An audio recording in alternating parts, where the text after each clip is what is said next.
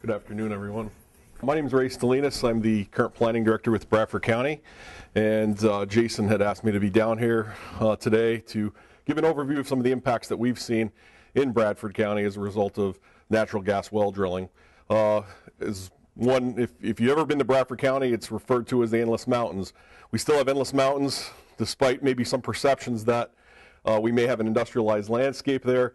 But as a result of probably since 2008, when we first started to see a large amount of gas drilling activity come into the area, we started to investigate some of the things that we could probably research and keep track of as time goes on.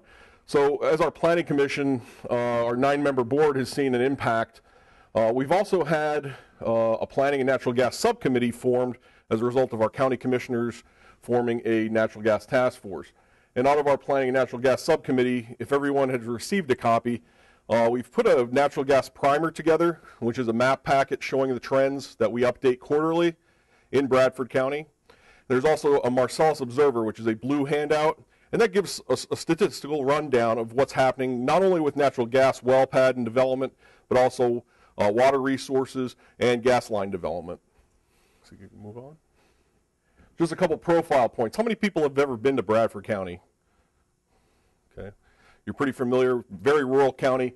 Our population density is about 54.3 persons per square mile. We're about the 3rd largest in land area in the state of Pennsylvania, so we're a very large region in the northern tier. Our population has been stable over the years, and in 2010 the census said we had 62,662 people, which I would dispute. Because when they were taking the census, this is when we started to have this influx of out-of-state workers coming in to do drilling and ancillary gas work. So I don't know how the census could, we had one municipality that really showed a decrease in population, which was inaccurate. And they're going to lose liquid fuels funds because of that, and they are now trying to appeal that number. So we think the census is off in some respects to this. We have 13 boroughs and 38 townships in the county. And the next, table is interesting in the fact that in January of 2010, we were at an 8.5% unemployment rate, and as of February, we're down to 6.1%. And within the past several quarters, we've been second to Center County as far as being our unemployment rates being that low. Miles of road, we have a tremendous amount of miles of road, PennDOT 896 miles, and our local roads in our townships and boroughs, 1,500. Almost 1,600 miles of road. And we retain about the largest amount of dirt and gravel roads in the Commonwealth, 515 state bridges. Out of our office, we manage 52 county bridges with replacement and inspection, and then 114 local bridges that we assist in inspecting. So a lot of infrastructure out there, a lot of streams. Our leading industries prior to the gas rush were manufacturing. We have DuPont, Osram Sylvania in the Towanda area, Craftmaster. Also in healthcare, health services in the Sarah area, Robert Packer Hospital, big employer, along with Guthrie Clinics. So those were our major employers before gas came into effect. In 2004, our county commissioners, our planning commission, and a group of citizens put together the 2004 County Comprehensive Plan. And I guess this slide, I just want to identify the fact that we were silent on renewable and non-renewable energy in 2004, especially with wind and solar and natural gas. So back in 2004, we were unprepared for this to happen in the county. This is our matrix map, just showing who's planning. This is the Susquehanna River Valley right through. This is the North Branch, and as you can see, this is where major population centers are, Towanda. This is Sayre, Athens, South Waverly, and Athens Township. Troy and Canton are out in the west. And the municipalities that do have zoning are outlined in red, and that's something we've been working towards as far as updating zoning ordinances with regards to Act 13. Act 13 was mentioned before. We, as a county planning commission, review subdivision land development activity for 45 municipalities. And this is a 10-year trend. And you'll notice with this 10-year trend since 2000, you start to see a drop-off. These large purple bars are subdivision activity. Subdivision activity started to tail off right around 2008. And the reason there is the amount of landmen that have come into the county looking at leasing land and people being very protective of how they sell and transfer that property. These are a couple other trends I wanted to point out. We get about 134 applications a year on subdivision. And again, being a very rural county, a lot of farmland being subdivided prior to the gas industry coming in. Our land development average, we average around 11 applications per year, whether it be a mini mart or a hotel. It was a very low number. However, as you'll see, 2007, I mentioned that decrease, 60% decrease in subdivision due to the fact that people didn't know what they can do with their property after they got into a lease. They really wanted to retain those mineral rights and those surface rights due to the fact that they got into a lease with the company and did not want to sell off those rights.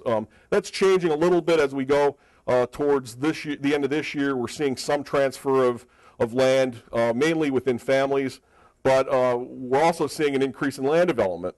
And since 2000, a vast majority of our land development activity has happened between 2007 and 2012. We also do municipal reviews for about 6 municipalities, and we average about 26 applications per year, and that could be a simple subdivision to a major land development. So the status of Marcellus, you've seen this map. This is Bradford County. We're showing some of the thickest Marcellus shale subsurface to Bradford County into Susquehanna. If we talk about the estimated amount of recoverable gas, well, Dr. Terry Engelder a while back had estimated 400 trillion cubic feet in the Marcellus. That's since been corrected by the USGS in the amount of about 84 trillion cubic feet of gas in the Marcellus. That was in the New York Times on August 24th. I mentioned the Barnett Shale because that's where our commissioners visited in 2008 because of the expansive nature of natural gas development in Texas. So they went down there, wanted to research that area, and the Barnett pales sort of in comparison to what we're experiencing. I mentioned the thickness of the shale underneath Bradford County. If we had a representative from Chesapeake Energy that comes to our subcommittee meetings, and he brought a core boring of the Marcellus. It feels like a dense piece of lead. It looks like coal, but very tight molecules, a lot of gas trapped in those molecules, and that's where fracking comes into play. So with the mixture, burial, and temperature, I know Ed mentioned before some of the geologic history. Well, we're right in that center of where where some of that happened with the Marcellus. That's where we see some of the thick burial of that shale. Just some of the process that we've experienced. If I were to say, we're probably in around this stage of development, pipelines, compressors, and production. Leasing has been going on for years in Bradford County. Back when farmers had $5 per acre offered to them for their property. At the pinnacle of the leasing, probably in around 2008, 2009, land was going for probably about $57.50 an acre, $5,750 per acre. It's dropped since then. It's safe to say it's probably down to about $1,000 to $2,000 per acre for that bonus payment to a landowner who wants to get into a lease. The 3D seismic testing, you'll see a vehicle here that's used on farm fields where they drop some charges and they measure the 3D sensing underneath the ground to find out, well, how much shale is there, whether there's a pocket that they can produce from that area. Permitting, you'll see some of the results of permitting in this next few slides as far as what we've kept track of, as far as the permits of different types of uses that have come with natural gas. Drilling and hydrofracking, the companies have become very efficient with the drilling time frame that they have for a pad. Some companies have gone down to the point of drilling within 15 to 20 days at one rig location. The hydrofracking comes after the drilling.